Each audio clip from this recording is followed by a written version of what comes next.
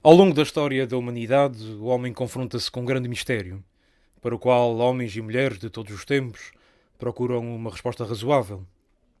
A morte é de facto o nome que damos ao maior medo dos homens de todos os tempos. Poucos séculos antes de Cristo, o povo de Israel considerava que a morte era, por assim dizer, obra de Deus, como algo que lhe era agradável. Ora, o autor do livro da Sabedoria rejeita totalmente esta perspectiva e afirma que não foi Deus quem fez a morte. Pelo contrário, é um Deus da vida que a cria e dá à humanidade.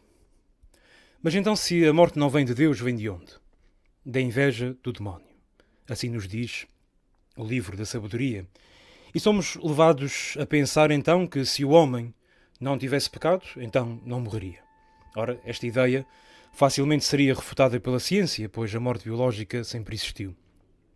Não é desta morte que se fala.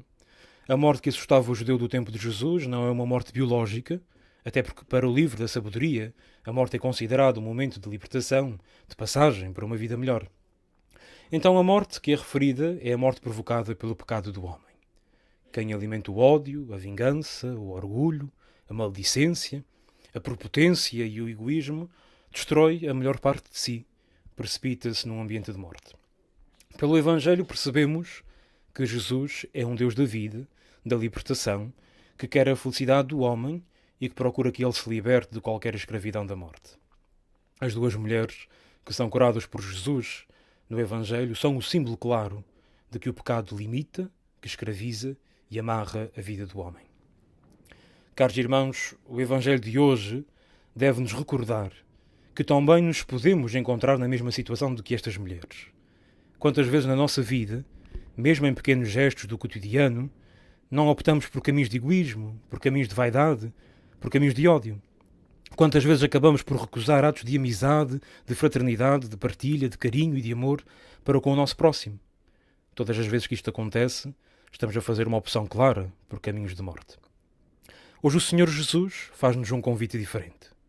Convida-nos a reformular a nossa forma de viver e de atuar, fazendo uma opção clara pelo seu nome, pelo seu amor, que se reparte nos irmãos. Não pensemos que, por sermos cristãos, por escutarmos diversas vezes a palavra do Senhor ou por comungarmos o seu corpo, temos uma espécie de antídoto que nos afasta desta tentação. Seguir o caminho da vida, o caminho do amor, ao fim e ao cabo, o caminho de Deus, exige de nós um esforço diário, uma adesão de fé firme à proposta de Jesus.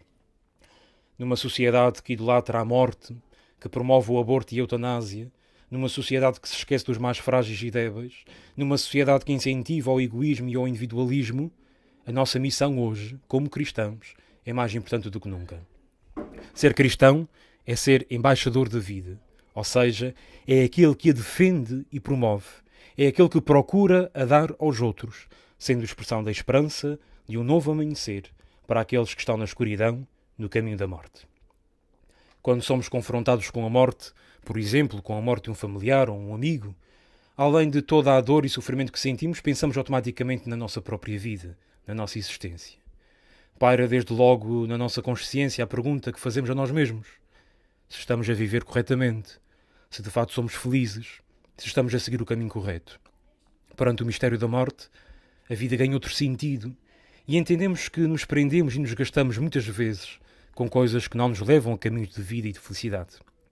Por isso, possamos a Cristo, o Senhor da vida, que nos inspire com a sua palavra e nos ajude a dar valor e a amar a vida da mesma forma que a estima e ama a Deus. Um bom domingo para todos.